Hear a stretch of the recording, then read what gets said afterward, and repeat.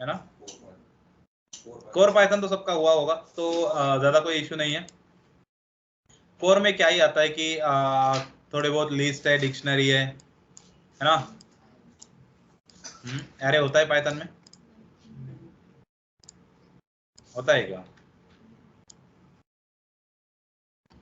Okay, तो हम क्या क्या पढ़ने वाले हैं। सबसे पहले हम स्टार्ट करेंगे स्टैट को।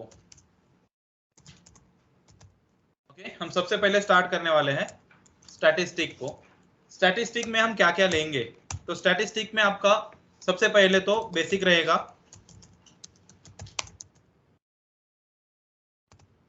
Linear algebra. अब लीनियर अलजेब्रा में क्या आता है,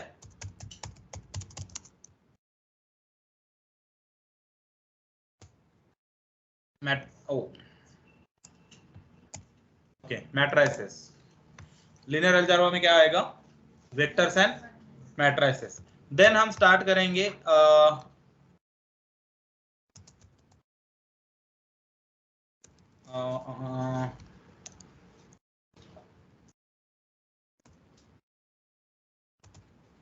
measure of central tendency. Okay, measure of central tendency। इसमें क्या क्या आएगा, इसमें आएगा आपका mean, mode, median, variance, STD माने standard deviation. Okay, mean, mode, median, standard deviation, ये सब जो है इसमें आएगा, मेजर ऑफ सेंट्रल टेंडेंसी में आएगा। देन आएगा आपका डिस्क्रिप्टिव स्टैटिस्टिक्स, डिस्क्रिप्टिव स्टैटिस्टिक। साथ में होगा आपका इन्फरेंसेस या फिर inference statistic. Okay, then hypothesis क्या होता है,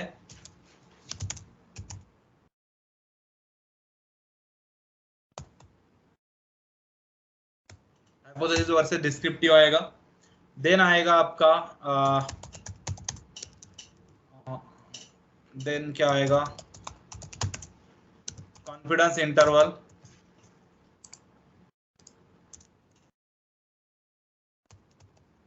देन आएगा आपका central limit theorem. Then probability, okay, probability आएगा एंड डिस्ट्रीब्यूशन आएगा, प्रोबेबिलिटी एंड डिस्ट्रीब्यूशन आएगा, जिसमें हम पढ़ेंगे प्रोबेबिलिटी एंड डिस्ट्रीब्यूशन में ही आपका होगा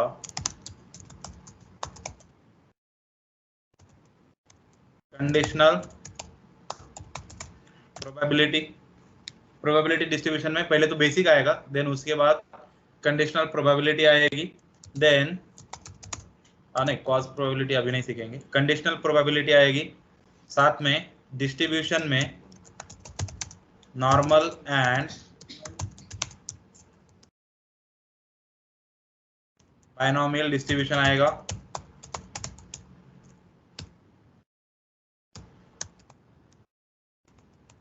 बायनोमियल डिस्ट्रीब्यूशन आएगा।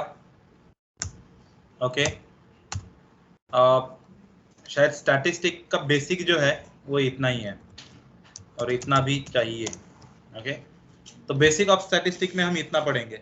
लीनियर अलजेब्रा जहाँ पे वेक्टर्स क्या होते हैं, मैट्रिसेस क्या होते हैं, इनमें बहुत कुछ आएगा। इनके डॉट प्रोडक्ट्स डिटर्मिनेशन क्या होता है, आइडेंटिटी मैट्रिक्स क्या होता है, जीरो मैट्रिक्स, वन मैट्रिक्स क्या होता है, इनके मल्टीप्लिकेशन करेंगे हम किस तरीके से होते हैं, वो सब कुछ आएगा। Then measure of central tendency में mean, mode, median, variance, standard deviation क्या होता है, कैसे होता है, क्यों जरूरी है, कहाँ पे कौन आपको प्रॉब्लम दे सकता है, कहाँ पे इश्यू हो सकता है, सब कुछ पढ़ेंगे। देन तीसरा आता है डिस्क्रिप्टिव स्टैटिस्टिक्स। डिस्क्रिप्टिव स्टैटिस्टिक्स का मतलब होता है या फिर वो तो हम बाद में पढ़ेंगे। डिस्क्रिप्टिव स्टैटिस्टिक क्या होता है, इन्फरेंस स्टैटिस्टिक क्या होता है वो देखेंगे, हाइपोथेसिस वर्सेस डिस्क्रिप्टिव पढ़ेंगे, देन कॉन्फिडेंस इंटरवल क्या होता है वो हमें पढ़ना होता है on the basis of standard deviation, यहाँ पे पढ़ेंगे। उसके बाद सेंट्रल लिमिट थ्योरम क्या होता है वो पढ़ेंगे। ये सब होने के बाद सबसे बड़ा टॉपिक आता है आपका जो कि है probability and distribution. Machine learning में सबसे इंपॉर्टेंट टॉपिक है प्रोबेबिलिटी एंड डिस्ट्रीब्यूशन। ये अगर आपको आता है, ये अगर आपको पता है तो यस आपके मशीन लर्निंग के मॉडल सही बनते हैं। देन उसमें हम सीखेंगे conditional probability and normal and binomial distribution. तो ये है आपका बेसिक ऑफ स्टैटिस्टिक जो हम पढ़ेंगे विदाउट लैपटॉप, जहां पे आपको कोई जरूरत नहीं है लैपटॉप की, आप ये करोगे नोटबुक पे, मैं पढ़ाऊंगा आपको बोर्ड पे। ओके, ये सब कुछ बोर्ड पे रहेगा। अब सबसे इंपॉर्टेंट चीज, अच्छा बोर्ड की याद आई, आपको एक ये बनाना है, नोटबुक बनाना है ना। एक दो नोटबुक आपका आराम से भर जाएगा एट द एंड, जब तक आपका एंड होगा डेफिनेटली भर जाएगा। ओके, तो क्योंकि बहुत सारी चीजें लिख के देता हूँ मैं, बहुत कुछ लिख के देता हूँ यहाँ पे, हर छोटी बड़ी चीज जो मुझे इंपॉर्टेंट लगती है मैं बोल देता हूँ लिख लो करके। साथ में आपके ये भी खुद के ये भी निकालने होते हैं, आपको नोट्स भी निकालने होते हैं। ऐसा नहीं कि लाइक सर ने नहीं बोला तो लिखने की जरूरत नहीं है, नहीं, आपको खुद के भी नोट्स बनाने होते हैं। सबसे इंपॉर्टेंट एक चीज है कि पीपीटी से पढ़ाना या फिर ये करना वो मेरा स्टाइल नहीं है, मुझे पसंद भी नहीं है। पीपीटी से होता क्या है बेसिकली कि मेरे सामने पीपीटी रहती है तो ऑब्वियस से मुझे वो पढ़ना होगा, पढ़ के बताना होगा, तो वो स्टाइल ही नहीं है, वो पसंद ही नहीं है। मेरा सिंपल ये रहेगा कि कल क्या देखा था उसके बेसिस पे आज का इंपॉर्टेंट है, हम वो देखेंगे, वहां से स्टार्ट करेंगे। आपको भी उसी तरीके से चलना होगा। आपको रेफर करने के लिए आपके नोट्स इज द बेस्ट। अब होता क्या है, मैं खुद प्रीफर नहीं करता किसी और के नोट्स। ओके, मेरा ये चलता है कि जब भी जरूरत पड़ी किसी नए टॉपिक के बारे में पढ़ो, या तो बुक्स उठा लो, नहीं तो सीधा गूगल स्कॉलर पे जाओ, किसी का रिसर्च पेपर उठाओ। बुक्स या फिर रिसर्च पेपर पढ़ने से बेनिफिट ये होता है कि एक चीज ढूंढने जाते हैं 100 चीजें पता चलती है ना। इसकी वजह से नॉलेज में बढ़ोतरी होती है, नॉलेज अच्छे से मिलता है, हर एक छोटी बड़ी चीज में इंसान 100% दे पाता है।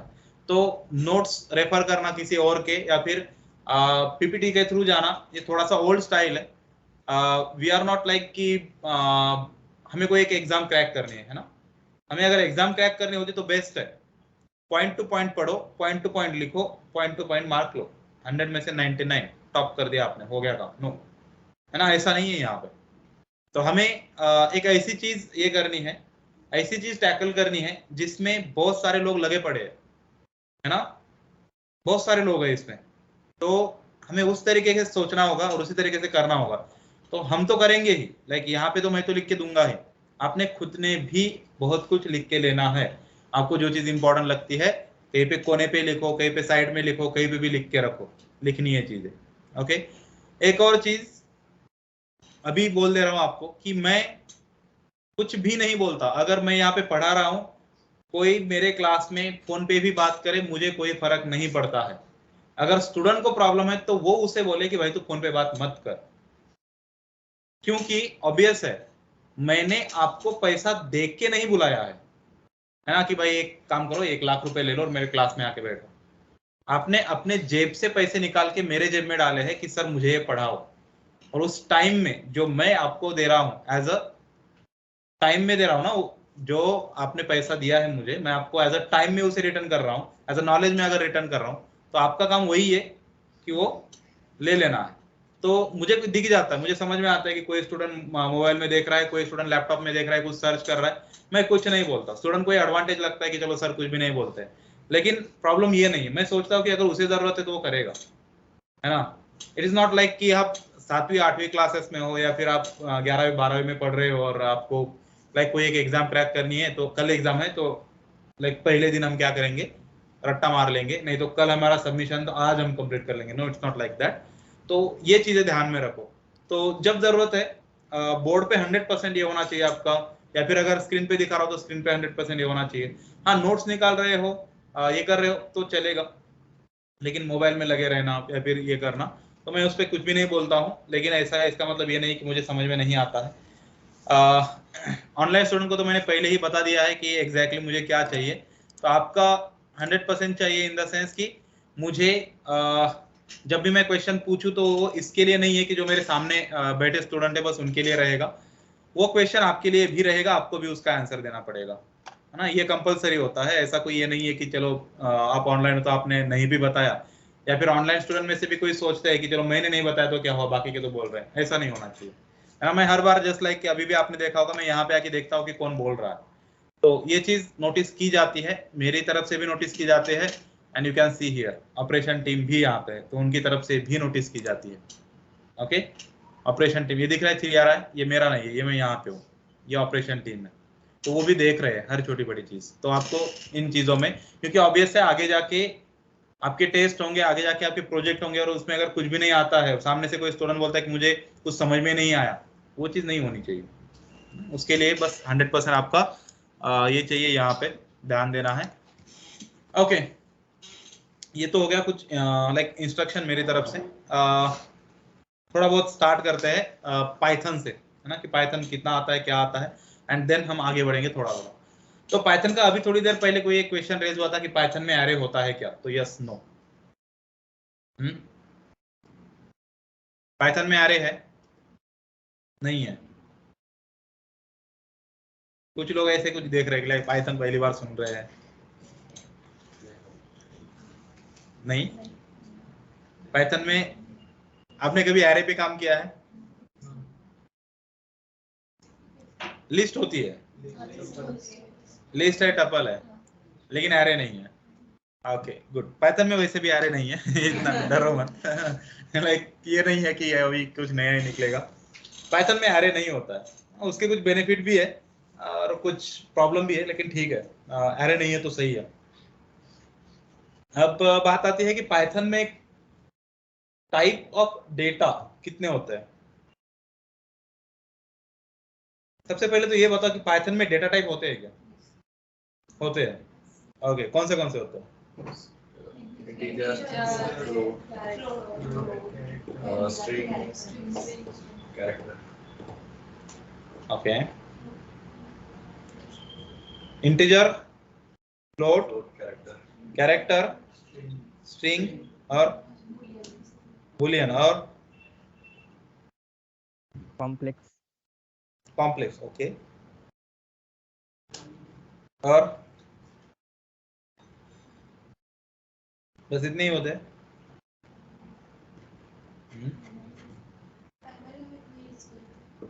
ओके, सेकेंडरी कौन से होते हैं?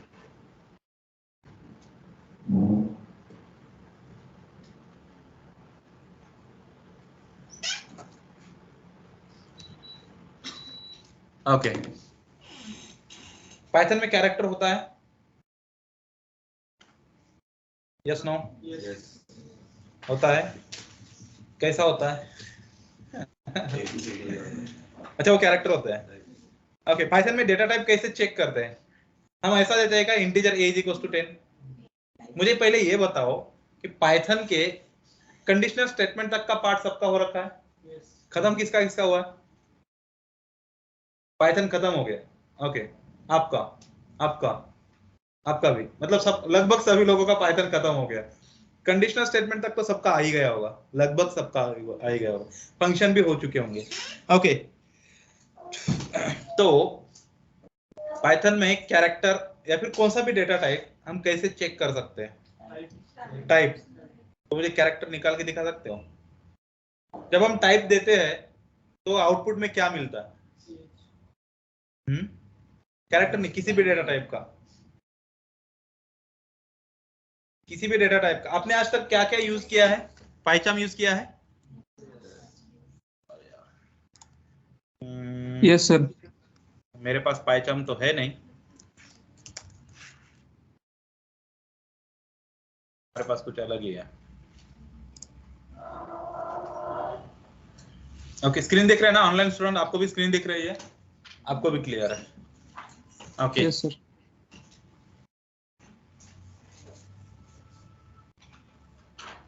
वैसे आप में से कोई है कि चलो आज फर्स्ट पहला लेक्चर है, तो लाइक आपकी दोस्त पहला लेक्चर है तो ज्यादा कुछ ये नहीं होगा तो आज कैंसिल कर देते हैं, कल से देखेंगे, ऐसा कोई है क्या? एक सर वो मेरा दोस्त है, वो आने वाला था लेकिन उसको लगा कि आज क्या ही होगा तो उसने छोड़ दिया कि यार नहीं, रहने दो, बाद में जाते हैं, ऐसा है क्या कोई? अगर वो वाली कैटेगरी आप में है कहीं तो अभी दोस्ती तोड़ दो, मेरा वही कहना है।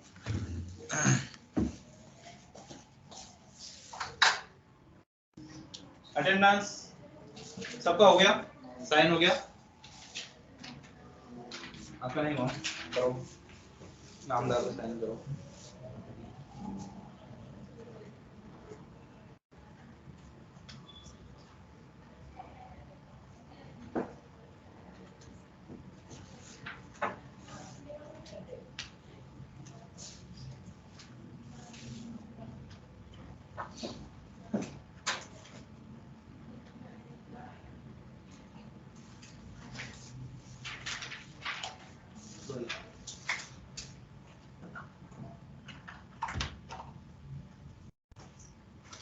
ओके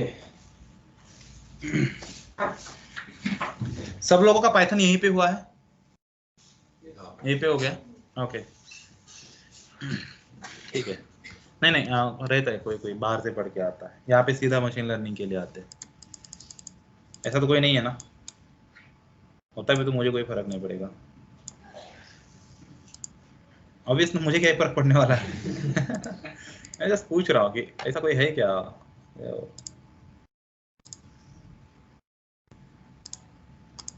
ओके फॉन्ट दिख रहा है ना। अगर मैं करूँ यहाँ पे मेरे पास मान लो a इज इक्वल टू मैंने लिखा I या फिर P। ओके अब इसका टाइप कैसे चेक करेंगे हम, प्रिंट की जरूरत है क्या, पाइथन में जरूरत होती है, यहाँ पे जरूरत नहीं है। ओके क्या आ गया, ये तो कैरेक्टर नहीं आया, ओके डबल कोट्स में डाला इसलिए। b इज इक्वल टू मैंने कर दिया क्यों, सॉरी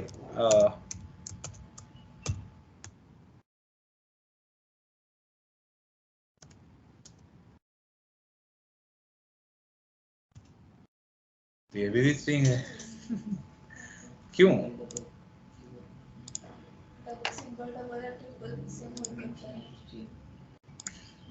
एक और लिखना है क्या, मतलब पाइथन इंटरप्रेटर जो भी लेता है वो स्ट्रिंग के फॉर्म में लेता है, मे बी इसलिए ये दिख रहा है ना। हाँ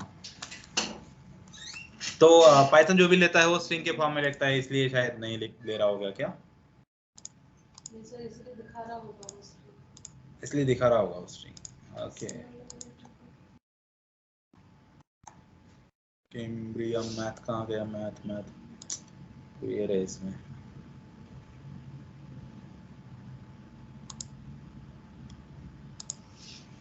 ओके अब शायद सही है। तो पाइथन में कैरेक्टर का कोई डेटा टाइप नहीं होता है, there is no data type for character in Python. Okay Python जो भी डील करता है वो सीधा स्ट्रिंग में करता है, हर चीज उसके लिए स्ट्रिंग ही है। ओके देन अब डेटा टाइप का ये आया ये, तो कौन से म्यूटेबल होते हैं और कौन से इम्यूटेबल होते हैं, अब ये सबसे बड़ा क्वेश्चन है कि म्यूटेबल क्या है और इम्यूटेबल क्या है। चेंजेबल लिस्ट म्यूटेबल हाँ म्यूटेबल है, लिस्ट टपल इम्यूटेबल होता है और लिस्ट म्यूटेबल होता है, क्या फर्क है दोनों में, म्यूटेबल और इम्यूटेबल में क्या फर्क है, टपल में चेंज नहीं कर सकते, म्यूटेबल में हम चेंज कर सकते हैं, तो लिस्ट में हम चेंज कर सकते हैं। ओके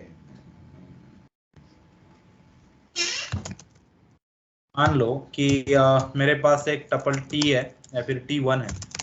ओके इसमें मैंने लिख दिया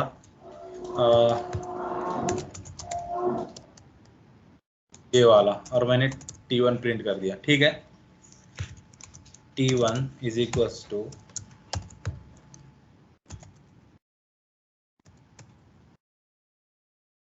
अब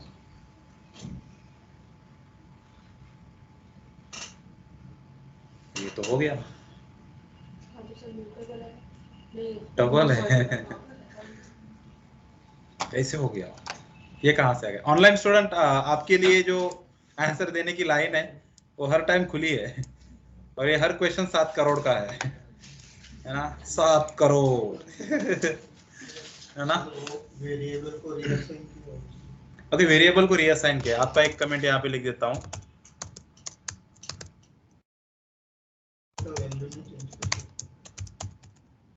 रीअसाइन,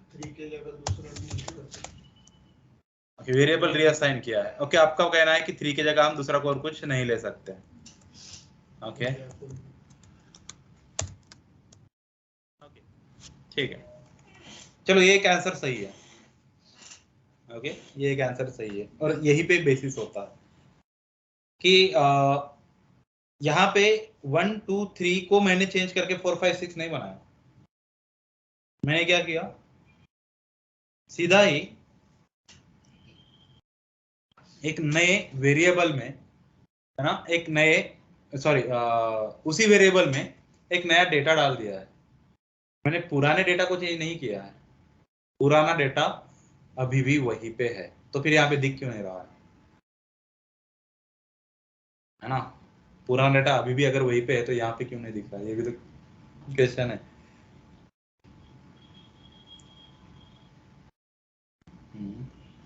मेमोरी रिप्रेजेंटेशन पता है आपको पाइथन का?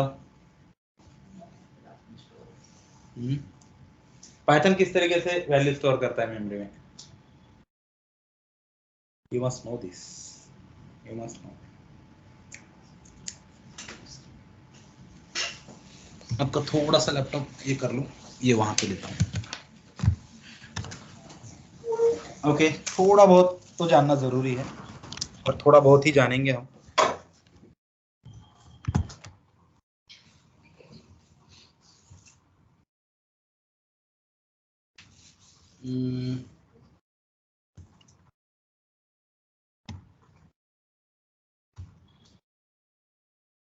सॉरी, ये अलग है। ऑनलाइन स्टूडेंट आप में से कोई कुछ बोल ही नहीं रहा है।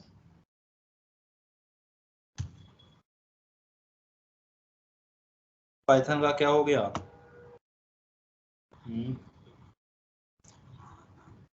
Less practice.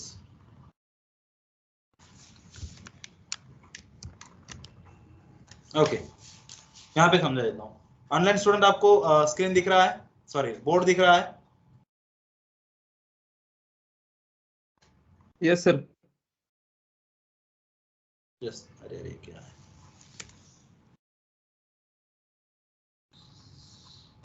Line by line interpret करेगा, ये मुझे कुछ समझा नहीं। What mean by line interpret करेगा? ओके, ऑनलाइन स्टूडेंट एक बार कंफर्म करो, आपको बोर्ड दिख रहा है? Yes sir.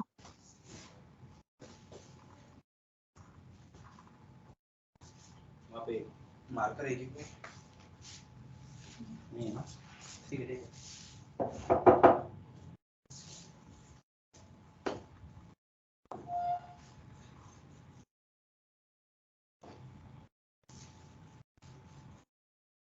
ऑनलाइन स्टूडेंट ये भी नहीं बता रहे कि उनको बोर्ड पे दिख रहा है कि नहीं कुछ। आई डोंट नो, दिख रहा होगा तो। ओके, ऑनलाइन स्टूडेंट दिख रहा है? Yes sir. एक मिनट, आपकी आवाज शायद मुझे नहीं आ रही है, मैंने आवाज चेंज कर दी थी।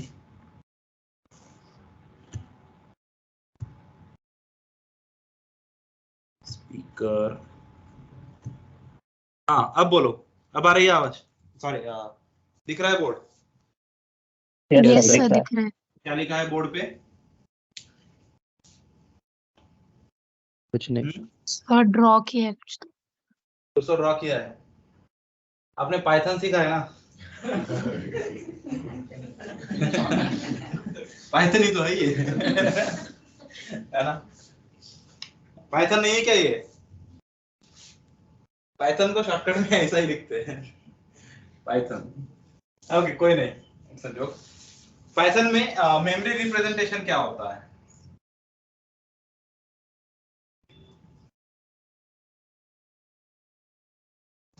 मेमोरी रिप्रेजेंटेशन, तो पाइथन में 2 टाइप का मेमोरी रिप्रेजेंटेशन होता है। एक होता है स्टैक, दूसरा होता है ये। ध्यान से सुनो, ओके, बाद में लिख भी लो, अभी ध्यान से सुनो। स्टैक और हीप। ये जो स्टैक मेमोरी रहता है, स्टैक मेमोरी में स्टोर होते हैं आपके वेरिएबल्स, उसे हम क्या कहेंगे?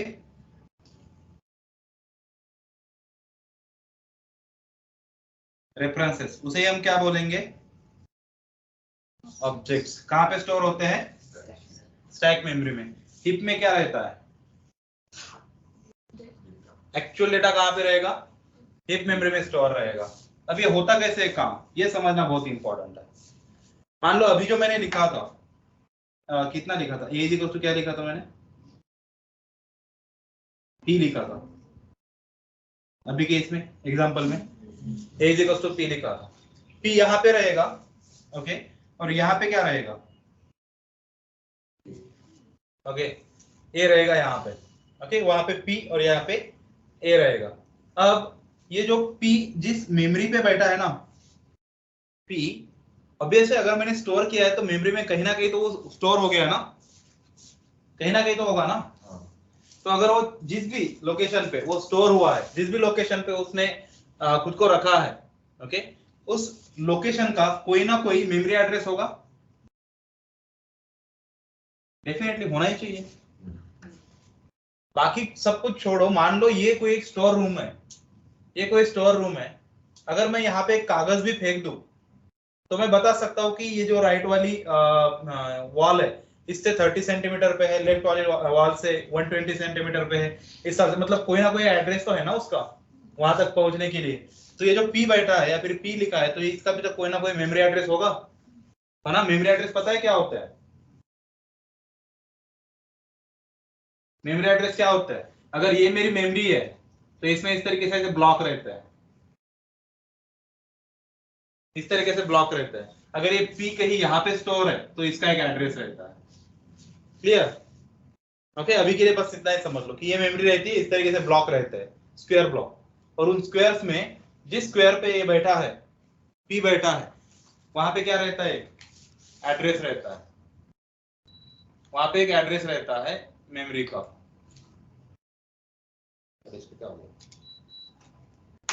वहां पे क्या रहेगा? मेमोरी का एड्रेस रहेगा। क्लियर है? अब इस मेमोरी का जो एड्रेस है, मान लो पी के लिए एड्रेस कुछ इस तरीके से है 0x1234 मान लेते हैं, ये पी का एड्रेस है। यहाँ पे जो पी बैठा है उस लोकेशन का एड्रेस क्या है? 0x1234। 0x क्यों लिखा मैंने? मेमोरी में एड्रेस जो होते हैं वो हमेशा हेक्साडेसिमल में होते हैं, लिख लो ये चीज। मेमोरी अलोकेशन हमेशा कैसे होता है?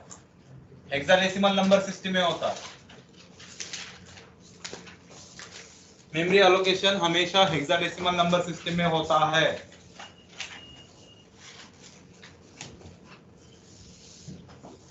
इसलिए मैंने 0 लिखा, x लिखा, मतलब एक नंबर।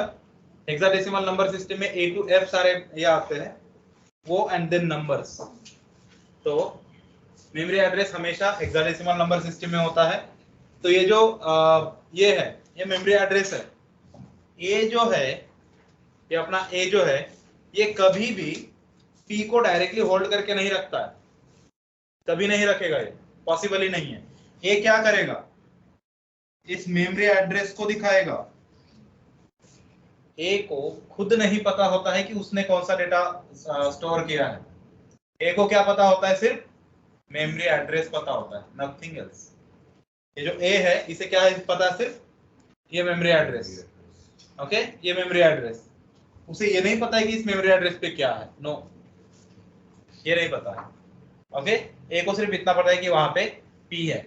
सिमिलर वे से, ओके, इसके ऊपर लिखता हूं मैं, सिमिलर वे से यहाँ पे हाँ, यहाँ पे लिखता हूं। अगर मैंने बनाया कि t is equals to 1 2 3, okay, ये लिखा मैंने, तो यहाँ पे किस तरीके से स्टोर होगा? यहाँ पे कहीं पे 1 2 3 रहेगा, उसके नीचे मान लो उसका मेमोरी एड्रेस, और यहाँ पे t को क्या कर रहा है?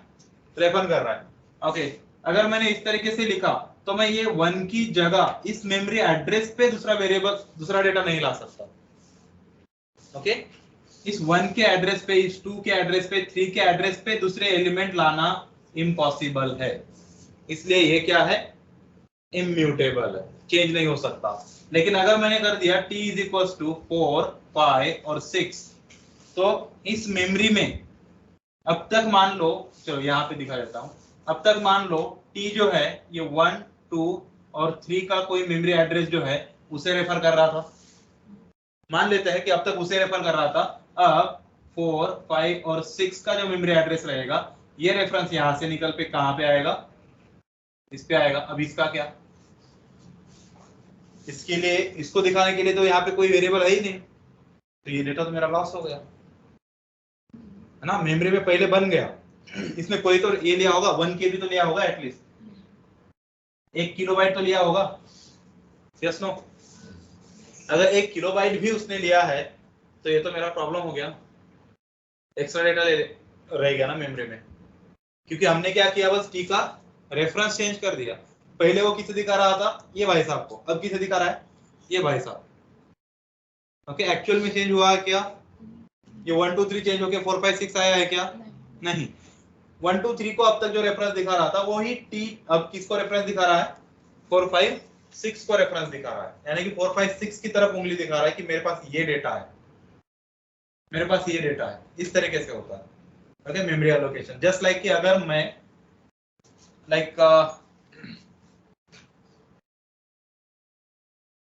मान लो कि अब तक आप जिस भी मैडम के पास, सर के पास पढ़ रहे थे, I don't know about it, अब तक क्या था, आपके ट्रेनर कौन है या फिर आपके इंस्ट्रक्टर कौन है, तो वो आप उनकी तरफ दिखा रहे थे कि ये मेरे इंस्ट्रक्टर है।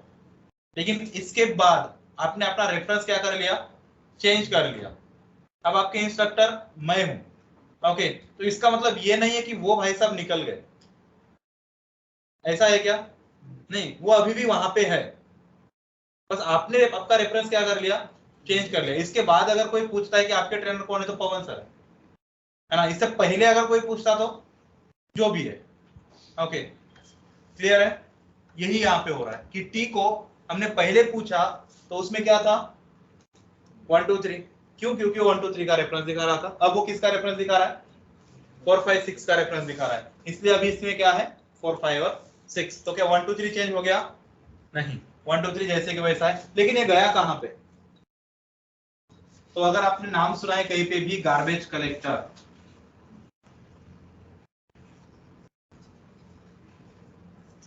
गार्बेज कलेक्टर नाम का एक बंदा होता है पाइथन इंटरप्रेटर में या फिर पाइथन के कंपाइलर में।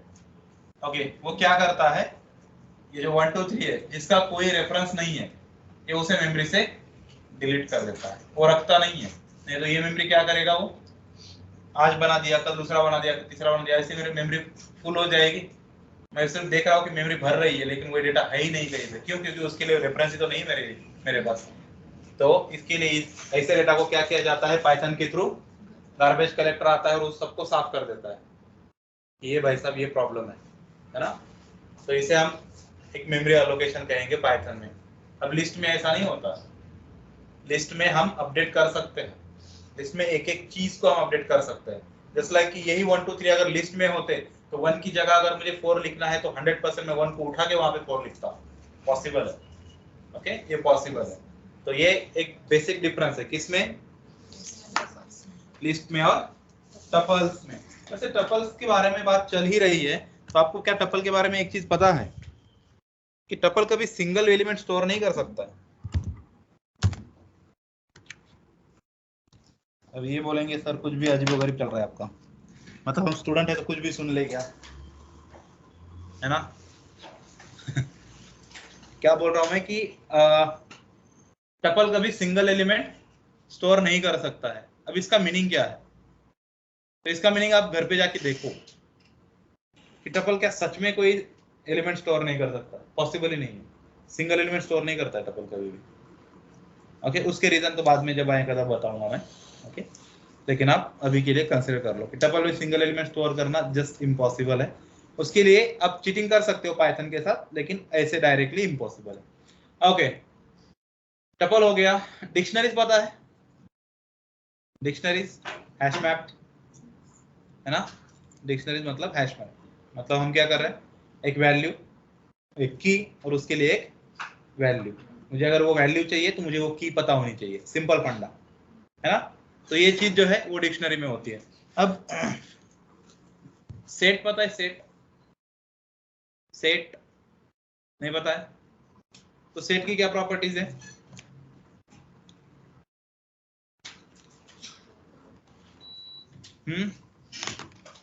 सिर्फ यूनिक एलिमेंट स्टोर करता है सेट, सेट का कोई ऑर्डर होता है, डुप्लीकेट वैल्यू अलाउ नहीं करता, डुप्लीकेट वैल्यू अलाउ नहीं करता, यस। और एक और क्या होता है, सेट की कोई ऑर्डर नहीं होती है, सेट अनऑर्डर्ड कलेक्शन है। Okay, unordered in the sense इस सेट में जो डेटा है वो आपने भले ही 1 2 3 4 5 6 बोल के स्टोर किया होगा, ये पॉसिबल नहीं है कि अगली बार वो उसी तरीके से वापस आएगा, नो। ओके, एक और चीज है कि आप सेट पे इंडेक्सिंग कर सकते हो।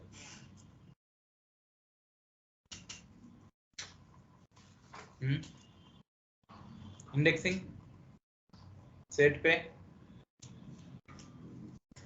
पॉसिबल नहीं है, सेट पे इंडेक्सिंग नहीं होती है।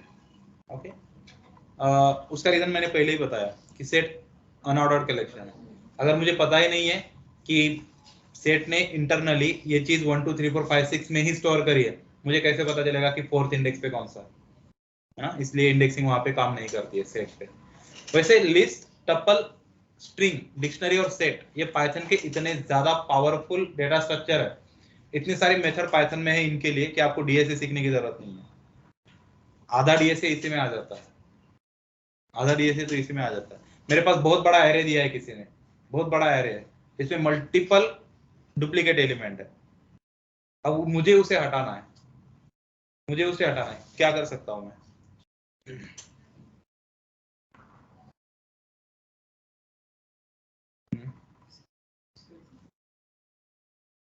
कन्वर्ट कर दो सेट में। टाइप कास्टिंग पता है? टाइप कास्टिंग नहीं पता है? टाइप कास्टिंग नहीं करी है क्या? फिर तो क्या ही बोल दिया मैंने।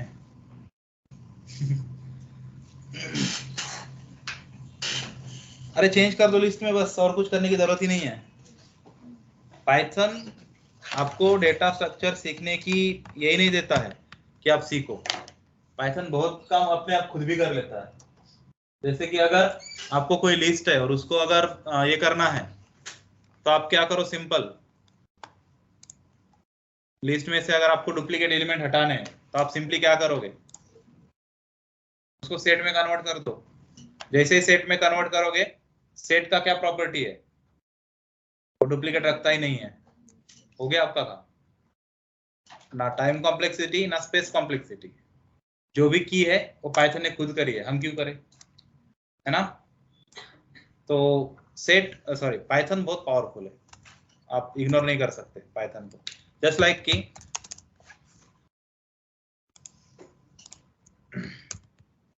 ls is equals to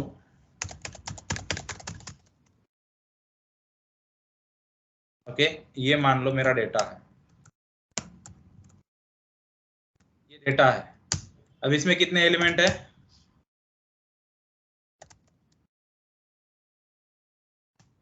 12 element है, लेकिन यूनिक एलिमेंट कितने हैं? ओके, 1 2 और 3 तीनों ही दिख रहे हैं। और वो क्या करूं मैं?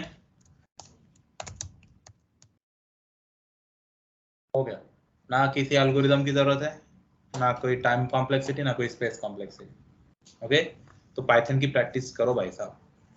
आप बहुत वीक लग रहे हो सबके सब पाइथन में, ये सिर्फ प्रैक्टिस का ये है, अभाव है ना? प्रैक्टिस की कमी है ना?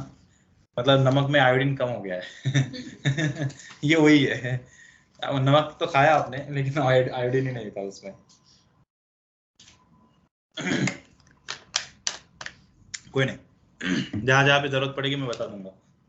ओके, अब पाइथन में लिस्ट जो है वो लिस्ट नॉर्मल लिस्ट नहीं है, पाइथन की लिस्ट जो है लिंक्ड लिस्ट है। Okay, Python list is not a normal list. Python की लिस्ट जो होती है वो लिंक्ड लिस्ट है, LINKED LIST।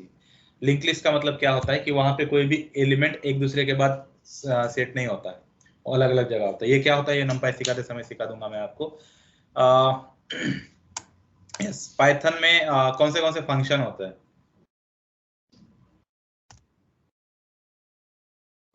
कौन से फंक्शन होते हैं?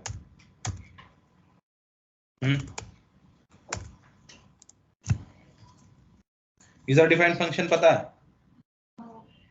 यूजर खुद डिफाइन करता है, जो हम बनाते हैं, built in function and user defined function. Built in और यूजर डिफाइंड फंक्शन।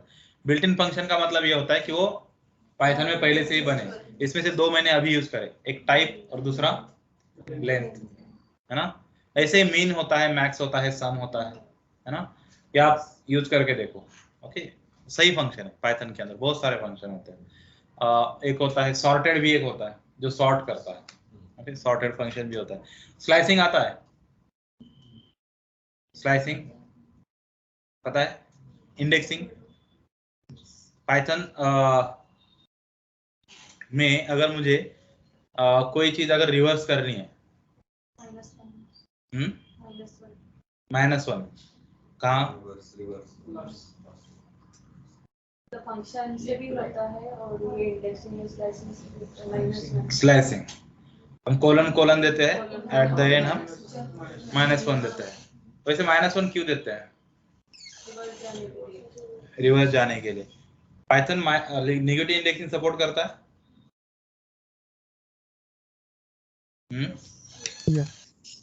ओके। अगर मैंने कर दिया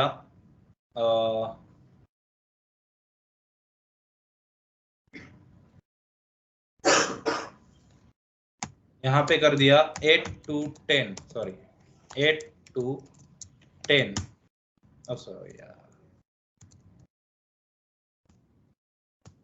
ये क्या आ गया 3,2। 8 to 10 में क्या आ गया 3,2। यही 3,2 मैं ऐसे भी ला सकता हूँ, ls क्या है,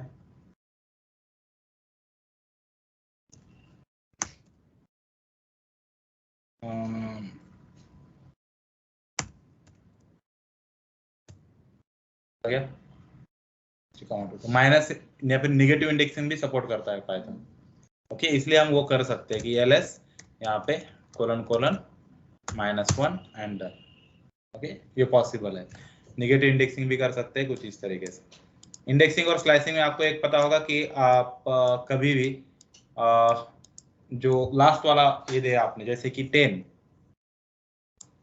तो ये कहाँ पे जाएगा, 9 तक जाता है ना, ये पता होना चाहिए। रेंज फंक्शन पता है, 0 से स्टार्ट होता है, ओके गुड, नो प्रॉब्लम। तो चलो आपको आता है पाइथन, थोड़ा बहुत आता है। और लिस्ट के फंक्शन वगैरह तो पता ही होंगे आपको, अपेंड, एक्सटेंड, है ना, रिवर्स, सॉर्ट, कॉपी, इंसर्ट, और कौन से होते हैं। इंसर्ट और अपेंड में क्या फर्क होता है वैसे? लास्ट में ऐड करता है बीच में, और अपेंड में और एक्सटेंड में?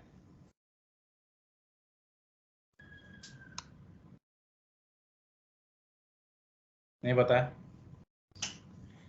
अपेंड में कभी 2 एलिमेंट देके देखे हैं? अपेंड कभी भी एक से ज्यादा एलिमेंट ऐड नहीं कर सकता है।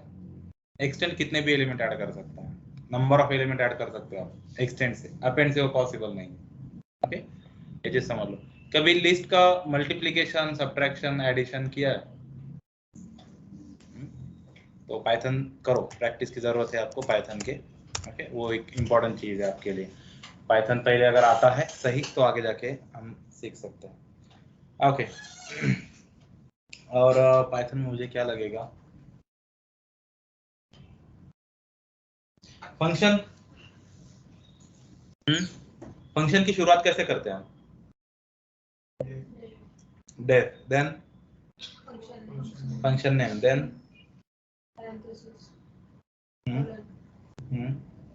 उसके बीच में मतलब उसकी बॉडी में एट्रिब्यूट्स, पैरेंथेसिस के अंदर कुछ नहीं आता है क्या? एक तो पैरामीटराइज देना है तो हम वो देंगे, तो फिर सेल्फ होता है बाय डिफॉल्ट। सेल्फ वो फंक्शन में आता है? मेथड में आएगा।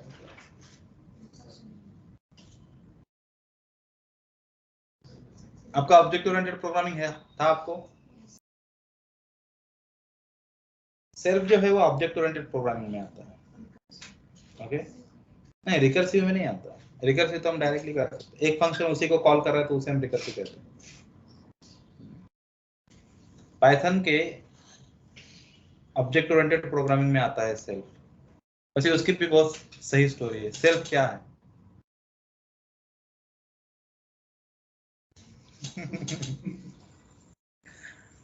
सेल्फ देते हो ना, कुछ भी नहीं दिया तो सेल्फ लेना ही पड़ता है आपको, कुछ भी नहीं दिया तो भी सेल्फ चाहिए ही चाहिए। बाय डिफॉल्ट चाहिए, क्यों? बहुत इंपॉर्टेंट है। ऑब्जेक्ट ओरिएंटेड प्रोग्रामिंग में क्या क्या सीखा है? Cancellation, abstraction, inheritance. एब्स्ट्रैक्शन होता है पाइथन में?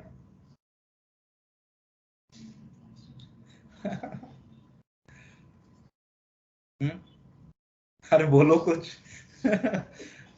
अरे कोई सजा वजा नहीं होने वाली, बोलो, मुझे पता तो चले कि मुझे यूज होता है एब्स्ट्रैक्शन। एब्स्ट्रैक्शन कैसे अचीव किया जाता है पाइथन में?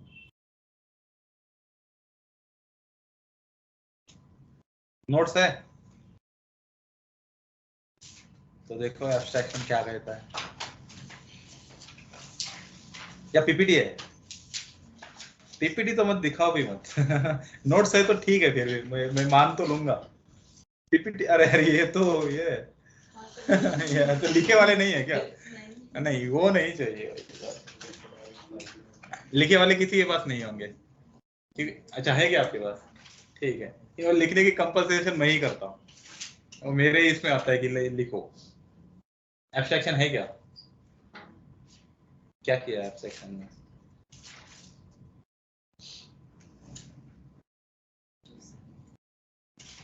सिंपली बता दो, Python does not support abstraction. Python में एब्स्ट्रैक्शन होता ही नहीं है। एनकैप्सुलेशन किया है आपने? तो कुछ भी नहीं किया है शायद, ये तीनों ने कुछ भी बोल रहे हैं। आपका हुआ ही नहीं है? ऑब्जेक्ट ओरिएंटेड प्रोग्रामिंग था नहीं क्या आपको? नहीं, डिक्शनरी तक हुआ है। अच्छा, उसके बाद नहीं। आपके कौन से क्लास में हुआ है फिर? पाइथन। हाँ तो इनका उप्स तक आए नहीं हो क्या आप? नहीं, पाइथन और एसक्यूएल कर रही है। अरे नहीं यार, डिक्शनरी कब सोचना है, डिक्शनरी के बाद पाइथन तो उप्स तो आएगा उस। आपको नहीं हुआ है? आपने कहाँ से पढ़ा है तीनों ने? चौथा भी अच्छा चौथा नहीं। ओके, वैसे डेटा साइंस में उसकी कोई जरूरत नहीं है, लेकिन सर मैम ने बोला था कि डेटा साइंस में कोई जरूरत नहीं है क्लासेस की। लेकिन वो अभी टॉपिक आया तो मैं जस्ट बोल रहा हूँ कि आपने किया तो कितना प्रिपरेशन किया। तो बता दूं कि पाइथन में एब्स्ट्रैक्शन नहीं होता है, पाइथन में एनकैप्सुलेशन किया है, लिखा नहीं है। पाइथन में एनकैप्सुलेशन हम सिर्फ और सिर्फ अंडरस्कोर से करते हैं, अंडरस्कोर से करते हैं, ओके। और वहीं पे कंसेप्ट आता है कि Python is gentleman's language. Python एक जेंटलमैन की लैंग्वेज है। कि अगर मैंने अंडरस्कोर दे दिया तो सामने वालों को समझ में आना चाहिए कि मैंने उसको छिपा दिया, तो समझ ले कि मैंने छिपा दिया। No private, no protected, no public. Python में कुछ भी नहीं होता, ना प्राइवेट, ना प्रोटेक्टेड, ना पब्लिक। पाइथन में क्या है? अंडरस्कोर। अंडरस्कोर दे दिया ना, हाइड हो गया, इतना ही होता है। पाइथन में सेल्फ जो होता है वो ऑब्जेक्ट होता है। पाइथन लिख लो, self is the object. Python में जो सेल्फ होता है, पाइथन क्लास में सेल्फ बहुत बार आता है, वो ऑब्जेक्ट होता है। वो ऑब्जेक्ट क्यों होता है, क्या लगता है? वैसे एक चीज आपने और भी सीखी होगी, everything in Python is object. ये स्टेटमेंट सुना है कहीं पे? Everything in Python is object. तो सिंपल चीज बताऊं आपको, अगर कोई भी पूछे, किसी ने भी पूछा, अगर वो डेटा नहीं है, डेटा इन द सेंस ये वाला, ये डेटा है ना? अगर वो डेटा नहीं है, अगर वो फंक्शन नहीं है, ध्यान से सुनो, अगर वो डेटा नहीं है, अगर वो फंक्शन नहीं है, अगर वो कीवर्ड नहीं है, जैसे कि डेफ, ये कीवर्ड है ना? डेफ कीवर्ड है, पास एक कीवर्ड है, कंटिन्यू एक कीवर्ड है, ब्रेक एक कीवर्ड है, इफ, एल्स, फॉर, व्हाइल, ये सभी क्या है? कीवर्ड्स है। अगर कोई डेटा नहीं है, अगर कोई कीवर्ड नहीं है, अगर कोई फंक्शन का नाम नहीं है, अगर कोई क्लास का नाम नहीं है, ये सब छोड़ के अगर कुछ है पाइथन में, तो सभी के सभी चीजें ऑब्जेक्ट है, सब कुछ ऑब्जेक्ट है, और सेल्फ खुद एक ऑब्जेक्ट है, ओके। और सेल्फ ऑब्जेक्ट क्यों है? क्योंकि अगर मुझे पाइथन के क्लास बनाते समय, पाइथन के क्लास बनाते समय, या फिर मैं क्लास में कोई कोड कर रहा हूं, और क्लास का कोई मेथड मुझे क्लास के अंदर ही कॉल करना है। क्लास का कोई मेथड मान लो कि मुझे क्लास के अंदर ही कॉल करना है, होता है, बहुत बार होता है। हम क्लास का कोई एक मेथड बनाते हैं, उसे क्लास के अंदर ही कॉल कर लेते हैं। अगर मैं एटीएम का आपको बताऊं तो एटीएम के एग्जांपल में ऐसे मान लो मेरे पास मेनू नाम का एक मेथड है जिसमें क्या आएगा, सभी मेनू आएंगे। और एक विड्रॉ नाम की मेथड है, तो विड्रॉ नाम की मेथड में डायरेक्टली कस्टमर को नहीं दूंगा, वो बिना पासवर्ड के ही निकालेगा पैसा। मैं मेनू दूंगा, मेनू में जाओ, पासवर्ड डालो, देन पैसा निकालो। तो मेनू की जो मेथड है उसके अंदर किसकी मेथड आ रही है, विड्रॉ की मेथड आ रही है। तो विड्रॉ की मेथड को कॉल कौन कर रहा है, क्लास के अंदर ही तो मेनू मेथड कॉल कर रहा है। अब सबसे इंपॉर्टेंट चीज होती है, क्लास के किसी भी प्रॉपर्टी पे सिर्फ और सिर्फ ऑब्जेक्ट का हक होता है। क्लास के किसी भी प्रॉपर्टी पे, फिर वो क्लास का डेटा हो, क्लास की मेथड हो, उन सब पे किसका अधिकार होता है, ऑब्जेक्ट का, है ना। तो अगर क्लास के मेथड पर ऑब्जेक्ट का अधिकार है तो क्लास की एक मेथड दूसरे मेथड को कैसे कॉल कर सकती है, पॉसिबल ही नहीं है। पॉसिबल ही नहीं है कि एक मेथड दूसरे मेथड को कॉल करे, क्योंकि वो मेथड है, वो क्लास का ऑब्जेक्ट नहीं है। भले वो क्लास के अंदर है लेकिन वो दूसरी मेथड है। जस्ट लाइक आपका फोन है, ओके, आपका फोन है, खुद का फोन है। अब आपका वो मान लेते हैं कि आपको किसी को नहीं देना है, तो भले आपका भाई है, तो रहते तो एक ही घर में हो, एक ही घर में रहने वाले हो, लेकिन आपका फोन आपका है, उस पे आपका ही हक है। Clear, okay. तो इसे जो ऑब्जेक्ट है, ऑब्जेक्ट का ही पूरा हक होता है क्लास के किसी भी प्रॉपर्टी पे। तो क्लास के अंदर तो मुझे पता ही नहीं है कि कितने ऑब्जेक्ट बनने वाले हैं, क्या फिक्स होता है? क्लास बनने के बाद हम ऑब्जेक्ट बनाते हैं या फिर क्लास में ऑब्जेक्ट बनाते हैं? क्लास बनने के बाद ऑब्जेक्ट बनाते हैं। जैसे लाइक कि मैंने अगर कोई क्लास बनाया एटीएम, क्लास एटीएम, जो भी कोड लिखना है लिख लिया। अब अगर मैं दे दूं SBI is equals to ATM और उसके अंदर अगर मैंने दे दिया, तो उसका मतलब मैं क्या कर रहा हूँ, क्लास के बाहर में उसका ऑब्जेक्ट बना रहा हूँ। ओके, ये समझ लो, जिनका हुआ है वो समझो, क्योंकि अगर आगे जाके अगर कोई आता है, मैं तो जहाँ पे जब भी चीजें आएगी ना, मैं खुद समझा दूंगा आपको। मैं स्टूडेंट के भरोसे नहीं बैठता हूँ, मैं खुद समझा दूंगा जब जरूरत पड़ती है तब। लेकिन जरूरत पड़ेगी भी नहीं आपको क्लासेस की, फंक्शन की जरूरत पड़ेगी। फंक्शन बहुत बार आएंगे तो फंक्शन कर लेने हैं, फंक्शन बहुत अच्छी तरीके से। या ऑब्जेक्ट ओरिएंटेड छोड़ दो, कोई फर्क नहीं पड़ता, पर फंक्शन भूलने नहीं है, करना ही है, किसी भी हाल में फंक्शन करने हैं। ओके, तो पाइथन मुझे इतना चाहिए आपसे। स्टैटिस्टिक मैं इसलिए नहीं पूछ रहा हूँ, शुरुआत हम स्टैटिस्टिक से ही करने वाले, मैं इसलिए नहीं पूछ रहा हूँ क्योंकि मैं बहुत बेसिक से पढ़ाऊंगा। फिर अगर किसी को ये भी नहीं आता है कि 1 + 1 कितना होता है, मैं वहां से पढ़ाऊंगा, इसकी गारंटी मेरी। लेकिन जो बेसिक हुआ है वो आपको थोड़ा बहुत करना होगा। जो चीजें मेरे हाथ में है डेफिनेटली मैं ले लूंगा, स्टैटिस्टिक में बहुत सही जाएगा आपका। कोई अगर बायोलॉजी से भी बिलोंग करता है जिसने अब तक कोई मैथ नहीं किया है, लाइक 12th में भी उन्होंने कौन सा फिजिक्स केमिस्ट्री PCB लिया है, तो उनको भी हम मैथ पढ़ा देंगे, वो अपनी जिम्मेदारी, वो मेरी जिम्मेदारी। लेकिन जो आप पढ़ के आए हो अभी, तो वो थोड़ा बहुत आपको करना होगा। तो पाइथन के डेटा टाइप, पाइथन के कंडीशनल स्टेटमेंट, पाइथन की लूपिंग स्टेटमेंट और पाइथन के डेटा टाइप्स, सभी पाइथन के सभी data types, conditional statement. Conditional में पता है आपको कौन से आते हैं, इफ, एल्स, एलिफ, हाँ, उसी में एक नेस्टेड इफ भी आता है ना। And control, loop statement, loop statement और कंट्रोल स्टेटमेंट। लूप स्टेटमेंट कौन से, व्हाइल और फॉर। कंट्रोल स्टेटमेंट कौन से, ब्रेक, कंटिन्यू, पास। एक और होता है एसर्ट नाम का, वो आपके लिए नहीं होता, एसर्ट नाम का होता है, ASSERT, एसर्ट, टेस्टिंग में यूज होता है। लाइक अगर आप चाहते हो कि कुछ नहीं है तो फटाक से एरर ये कर दो, शो कर दो, एसर्ट यूज होता है। ओके, कोई नहीं। तो यस, इतना। और फंक्शन, फंक्शन आने चाहिए, फंक्शन के अंदर सब कुछ आना चाहिए। लाइक पैरामीटर के क्या होते हैं, नॉन पैरामीटर क्या होते हैं, पैरामीटर होते थे कौन से टाइप के, वैसे कितने टाइप के पैरामीटर होते हैं, नहीं पता। 4 टाइप के पैरामीटर होते हैं, पोजिशनल, डिफॉल्ट, कीवर्ड और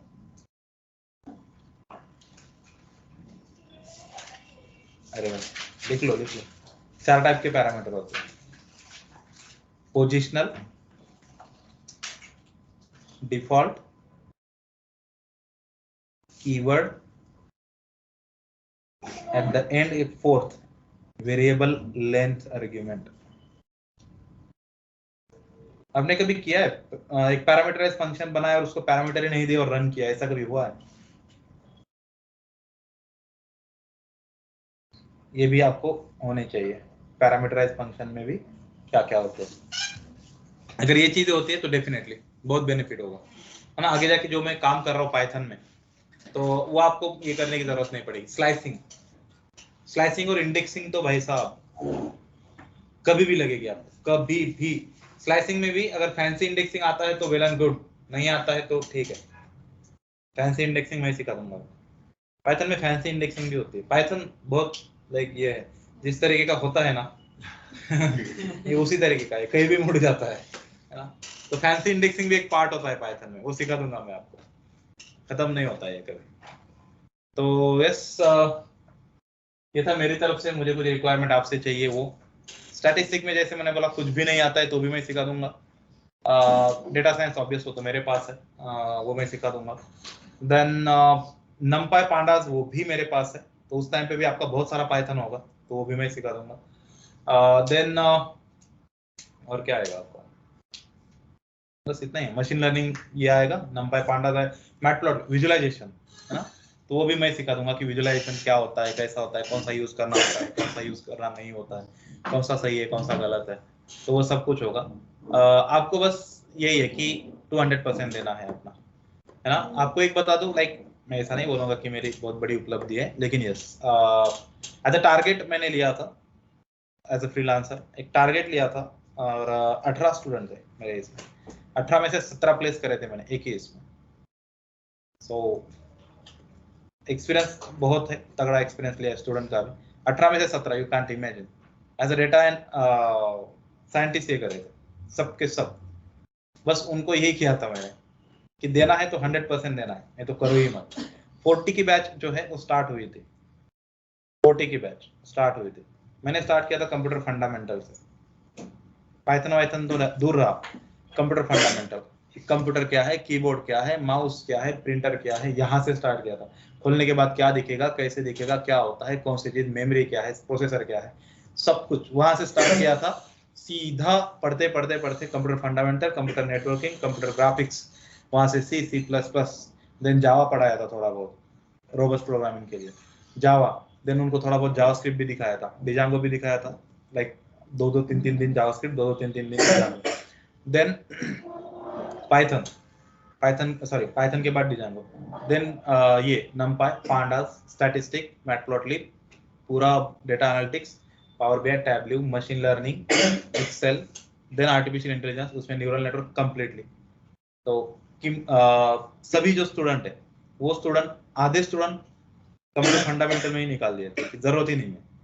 अगर जो आंसर चाहिए जो मुझे आपकी तरफ से चाहिए वो नहीं मिल रहा है तो भाई साहब छोड़ दो, आप छोड़ दो। वो इंस्टीट्यूट में सेम इंस्टीट्यूट में दूसरे भी एक ट्रेनर थे, उनकी बैच में चले जाओ। तो ये किया था, लेकिन जो बैच बाहर निकाली थी, तो अब वो नाम नहीं लूंगा मैं ऑब्वियस, क्योंकि फ्रीलांसर नाम नहीं ले सकते किसी का, कहाँ पे काम किया। तो यस, ये कर दिया एंड डन। 18 में से 17 स्टूडेंट एक साथ प्लेस कर रहे थे। हाँ, सभी बेंगलोर ही करे थे, पुणे में कोई चांस नहीं है, लेकिन यस करे थे। उसमें से आधे स्टूडेंट को अभी भी वर्क फ्रॉम होम है, अच्छे से कर रहे हैं। एक स्टूडेंट बस इसलिए नहीं हो पाया था क्योंकि इंटरव्यू में थोड़ा सा गड़बड़ा गया था, वीक था इन द सेंस, एक तो ये नहीं था, जैसे मेरा भी कोई बैकग्राउंड नहीं है, मराठी स्कूल से बिलोंग करता हूँ, तो उसका भी सेम मराठी स्कूल से था, तो थोड़ा टाइम लगा उसे। अभी भी प्लेस है वो, but as a data analyst है, डेटा साइंटिस्ट नहीं है, तो थोड़ा टाइम लगा उसे, लेकिन बाकी के सब कर दिए थे। तो ऐसा है, इसलिए बोल रहा हूँ कि अगर आप 200% दे रहे हो ना, तो डेफिनेटली आप इतने सही बन के जाओगे यहाँ से कि आप खुद को अलग पाओगे।